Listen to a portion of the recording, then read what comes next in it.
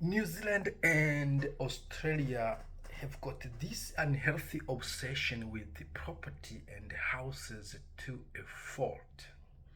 Like, it's just both individually and on political level, property is a big thing. Everybody around the table, around the barbecue is houses. They do see the houses, they buy the houses. In the news, there are articles of people realizing the Kiwi dream, young people having 2 or 3 properties. And then when it comes to election time, like we are now, it's campaigning time, the left is all about making landlords suffer or at least pay their due. What is their fair share of taxation and the right, trying to promote landlording and making their life easier. And actually, apparently, I don't have all the figures. Most of the people in the government, all people in the government, in the parliament, both in Australia and New Zealand, have got multiple rental properties. So it becomes even a huge political issue when it comes to housing. But the obsession goes to individual levels, as I said, when you go to a barbecue or dinner talks, it's all about houses and the properties and all of that. Even when it doesn't make sense, like a property investment at the moment doesn't make it makes zero sense from a logical economic point of view. First of all, I can rent a house that is worth $1 million and pay under $1,000 a week. I'm not gonna bother with the mathematics, but basically, if you borrow $1 million to buy a house for rent, in interest rates alone, you'll be paying over 60,000 a year. Over that, the interest rates, the lowest now, I think it's over 6.4.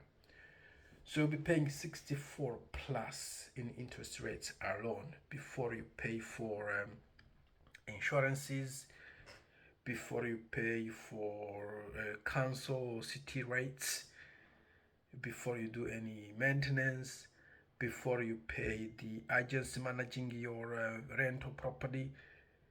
Basically, you'll be paying over 1,200 a week in non-recuperable or those costs that are not going to be recouped at all. That's interest rate and those expenses. Yet you cannot really get a tenant that will pay $1,200 in most of these properties that are worth $1 million. But people still get obsessed. I've got to buy property, I've got to buy house, investment property, IP, investment property, and there is a lot of channels on investment properties. There are even associations. I think in New Zealand and Australia are the only countries in the entire OECD who have got what like investment groups or investment association, property investment associations. So we have got this obsession. It's really a scary thing when you think about it, and people get very stressed, and that pushes the price of property very high. It is ridiculous what you get for $1 million in New Zealand, in Australia, particularly the big cities, Wellington, Auckland, Christchurch in Auckland particularly in New Zealand, but Sydney, Melbourne, and Brisbane now. But even cities that weren't that insane over the last few years are now growing like mushrooms, particularly Perth and Adelaide. They're becoming pretty unaffordable, and the competition is high, and people are bidding each other.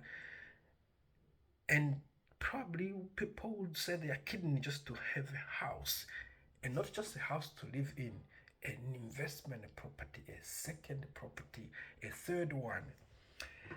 And speaking of that, I have seen this article, and you're gonna think I'm making this up, but I'm sure that's true. In March this year, 2023, in Australia, and the title reads, Steve owns 12 properties, 2 properties, and is swimming in debt. He says landlords are at the side of the rental crisis. And let me that there, there, there. It's an Australian channel, and that guy's probably maybe the Reserve Bank governor, the old one going out, or Phil, the origin using the one. Philoa. But in any case, this is the title. Steve owns 12 properties and is swimming in debt. Now, I don't know, I didn't read the whole article, but it is ridiculous. Somebody with 12 properties in Australia, and he's out there on the internet or in the news complaining. I'm not sure which city this is, but whatever it is, 12 houses, and you complaining to the media? Goodness me. And what was interesting was that he was a retired businessman in his 70s. I mean, I don't know. It's just too much. We are very obsessed with the property. That's what I wanted to say. It's a ridiculous level. It's dividing society, because at the moment you've got like the gap is going wider between the have and the have-nots. Australia and New Zealand were known generally to be a kind of equitable or egalitarian, that's the word, egalitarian society, where you don't have, like we have got in some countries, a small portion of super wealthy people and a huge portion of poor people and a small thin middle class in between. New Zealand was pretty much like middle class generally, and a few people on the lower leg of the ladder and a few on the top. But now what's happening, because having a house is such a privilege and advantage, and that you don't pay rent, you can use that to the equity in the house to do something else or buy another property, which is what they are doing. And the house has been increasing in prices, maybe doubling in the last 5 years, which is insane. So you've got an asset bubble, a lot of people with the assets with very good money, and the people on some small wages who cannot really even buy their own home.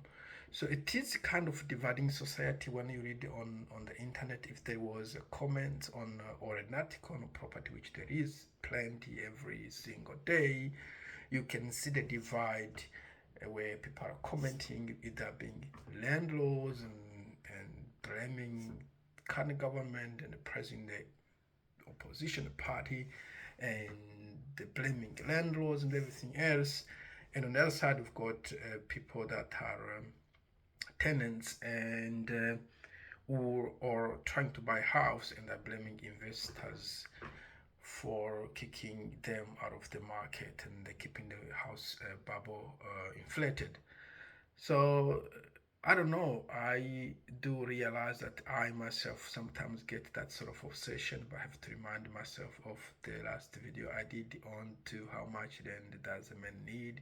I don't think I do need 12 properties. I don't think anyone on earth needs 12 properties, whether investments or homes to live, for your dogs and your large family.